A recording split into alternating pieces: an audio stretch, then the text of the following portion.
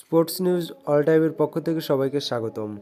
Neymar অর্থ দেয়নি দানি আলভেজকে, তবে কে ছাড়িয়েছেন তাকে? বিস্তারিত থাকছে পুরো ভিডিওতে। জামিনে স্পেনের কারাগার থেকে মুক্তি পেয়েছেন দানি আলভেজ।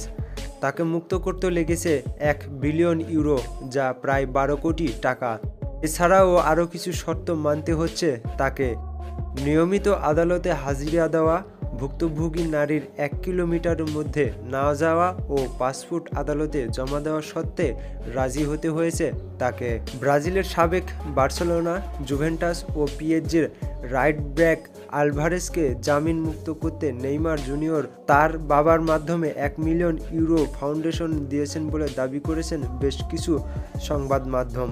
তবে এই তথ্য ধোপে টেকেনি। তাহলে আলভারেজকে জামিন পাওয়ার অর্থ দিল কে? স্প্যানিশ সংবাদ মাধ্যম জানিয়েছেন ব্রাজিলের খুব জনপ্রিয় একটি ম্যাগাজিন এই অর্থ দিয়েছে।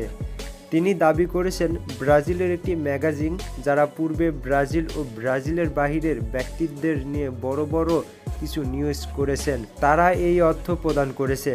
তার মতে এই ম্যাগাজিন দানি আলভেজ ও তার সঙ্গী জোয়ানা সানাজেসকে নিয়ে ডকুমেন্টারি সাক্ষাৎকার বানাবে। এই সাক্ষাৎকারের অগ্রিম হিসেবে এই অর্থ দিয়েছে তারা। খেলাধুলার সকল আপডেট পেতে চ্যানেলটি অবশ্যই সাবস্ক্রাইব করে রাখবেন। ধন্যবাদ।